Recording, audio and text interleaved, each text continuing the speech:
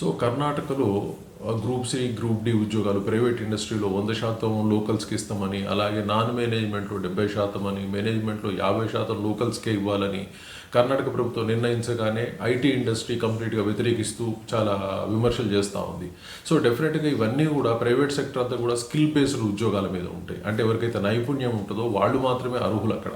అలాంటి చోట్లలో కూడా మీరు ఈ local reservation, non local reservation అని తెస్తే భారతీయులు అన్న వర్డ్ పక్కకు పోయి ఇది లోకల్ నాన్ లోకల్ ఫైటింగ్ మళ్ళీ మొదలవుతూ ఉంటుంది. సో భారతీయుడిగా స్కిల్స్ ఇంప్రూవ్ చేసుకొని ఉద్యోగం సంపాదించుకోవాలి ప్రైవేట్ సెక్టర్లో, కానీ ఇక్కడ కూడా లోకల్ నాన్ లోకల్ అని తీసుకొని వస్తే మళ్ళీ ఈ ఏమంటారు దీన్ని, మళ్ళీ లోకల్ పాలిటిక్స్ మొదలైతే ఇవి దీనివల్ల సమాజానికి చాలా ఇబ్బందికరమైన పరిణామాలు ఏర్పడతాయి. ప్రజలు కూడా చాలా నష్టపోతారు. ఈ ప్రభుత్వాలు రాజకీయం మానేసి ప్రజల సంక్షేమాలు పాటుపడితే మంచిది, కానీ ఇలా లోకల్ నాన్ లోకల్ రాజకీయాలు తీసుకొచ్చి ఆ దేశంలో అసమానత క్రియేట్ చేస్తే మాత్రం సరైన విధానం కాదు.